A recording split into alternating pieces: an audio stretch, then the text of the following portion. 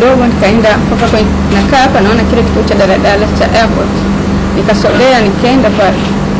Nilipokwenda kakuta wa mama fulani, kamkuta mama mmoja, akaniambia mbona hivyo uko hali hiyo? Nikamwambia sijisikii vizuri na umu. Nakwenda wapi? Nikamwambia nakwenda hospitali. Sasa utaweza kupanda daladala? Nikamwambia nadhani naweza kupanda. Lakini kaanza najifikiria kupanda daladala hali ile time zenyewe ni kubwa sana, maana ni saa 11:30 alfajiri. Kwa hiyo nikakaa, yule mama akaniambia subiri upumzike kwanza. Kwa hiyo mimi nikakaa tu pale na yule mama. Baadaye akanisimamishia gari ya taxi, nikaingia, nikaenda zangu Aga Khan Hospital. Nilipofika Aga Khan Hospital, yule daktari hakuwepo, ndio nilimkusudia. Kwa hiyo nikamwambia yule dereva kwamba nisubiri, akanisubiri pale pale. Kwenda kuuliza, nilipoambiwa hayupo, nikaenda zangu Regents Hospital. Nilikwenda pale mapema sana, lakini nilikuwa nimekaa tu, sikutaka kuonesha kama kuna kitu chochote. Kwa hivyo nikasubiri mpaka nilipopata muda, watu walianza kuingia, ndio nikaingia kwa daktari na akanipa mapumziko kidogo pale, akaniandikia vipimo vingi tu. Nikaenda kupima kwa sababu nilikuwa nisikia kama naumwa kama malaria, nguvu zimenishia. Akaniambia natumia dawa gani? Nikamuonyesha dawa zangu ambazo natumia kawaida. Akaniambia sawa, hizo tumia na nyingine akaniongezea. Kwa hiyo mwenyewe huwa natembea kawaida na mfuko wangu wa dawa mara zote, sio kama matatizo mbalimbali. Kwa hiyo hizi ndio dawa zangu ambazo nilikuwa natumia na wakaniongezea dawa nyingine. Muda huo ndio nikampigia simu Onesmo kwamba nipo salama na naomba uje hapa hospitali. Kwa hiyo Onesmo alikuwa anarudi kanisani, akaja akanipitia, akaja akanichukua na kenda zetu kwenye Central Police kutoa taarifa. Ile jana jioni almost masaa 5 tulikuwa pale mpaka saa 4 za usiku ndio tukaondoka. Hiyo ndio taarifa fupi ambayo naona nikuambie. Nilikuwa naandikiwa ujumbe kwa simu, nilikuwa napigiwa simu, nilikuwa nafuatwa ofisini si mara moja si mara mbili. Nimeshawahi kufuatwa na gari nikafukuzwa, nikataka kugongwa si mara moja wala si mara mbili. Na hayo hayajanianza juzi. Mimi ni mwandishi zaidi ya miaka 20 sasa. Kwa hiyo ni moja katika changamoto kubwa ambayo nakabiliana nayo. Mimi nishawahi kupigwa katika mkutano mbele ya rais wa Zanzibar, mbele ya rais na mapolisi wapo. Aliyekuwa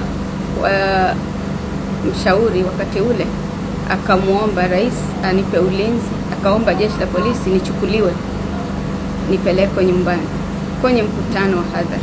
Kwa hiyo vitisho mimi nafanyiwa sana, na nimeshawahi kuripoti polisi si mara moja si mara mbili. Kama wiki 2 nyuma nimekwenda kutoa taarifa polisi baada ya kufuatwa na kufukuzwa kwa gari, na nikatoa taarifa katika kituo cha Madema, nikaelezea hali halisi ya vitisho ninavyofanyiwa. Kwa hiyo swala la vitisho kwangu miaka mingi nakabiliana nao. Swala la pili kwamba labda ni trick, sina uwezo wa kukufanya dada yangu uamini kama ni kweli au si kweli. Lakini hata mimi ingelikuwa wewe umenielezea kama ninavyoeleza mimi, ningekuona muongo. Lakini kwa kuwa mimi ni muumini wa dini ya Kiislamu, sina sababu ya kusema uongo. Sioni kitabu cha dini kinamwambia mtu aseme uongo. Sioni sababu ya kusema uongo wakati mimi wanaonijua wananijua namna gani ninavyopenda kufanya kazi, ninavyopenda kutetea haki za watu. Kwa hivyo kwanza kupigwa kwangu mimi nimeona si kitu kikubwa kuliko kuzuiwa kuandika habari. Kwa sababu nilikuwa najua katika kipindi hiki watu wengi wangependa kusikia sauti yangu, wangependa kuona maandishi yangu story, wangependa kuona makala zangu na uchambuzi wangu kuhusiana na uchaguzi wa marejeo. Kwa hivyo hata siku moja nisingependa nijiweke pahala halafu nijifungie halafu niseme nimetekwa. Lakini mimi naweza kusema kitu kimoja, masuala ya kutekwa, waliokuwa hao walionikamata walikuwa wakisema kwamba hili si lako peke yako na wapo wengine. Walikuwa wakinikumbusha mambo waliofanyiwa Absalom Kibanda, walikuwa wakitaja masuala ya ulimboka. Kwa hivyo haya si la mmoja. Tunaposhindwa kuwa na solidarity, tunapokuwa hatuunganishwi na taaluma yetu kama waandishi wa habari, tukasaidiana, tukakemea uhuni huu unaofanywa leo, mjue kwamba leo Salma, kesho mwingine. Kila mtu linaweza kumtokezea swala hili, na ni machungu makubwa sana unapokamatwa na ukalazimishwa kufanya kitu ambacho usingependa kukifanya, kulazimishwa kusema jambo ambalo usingependa kulisema, kulazimishwa imani uwe nayo kama aliyokuwa nayo yeye. Ni hatari kubwa sana. Si kunyima demokrasia, lakini ni ukiukwaji mkubwa sana wa haki za binadamu, ambao tunapaswa kama Watanzania kusimama imara na kutetea haki zetu na kutetea haki za watu, sio kuishi peke yake, lakini hata uhuru wa kuandika habari na kupata habari. Kwa hivyo nilichofanywa mimi, jichukulie na wewe, wakati wowote linaweza kukufika.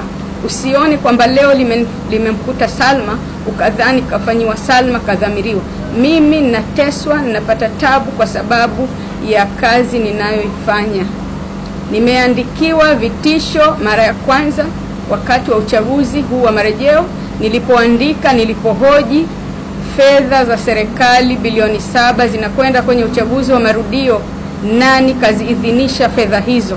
Nikatafuta wanasheria, wakaandika vifungu vya sheria, na ndo mwanzo wa kuanza kupata matatizo.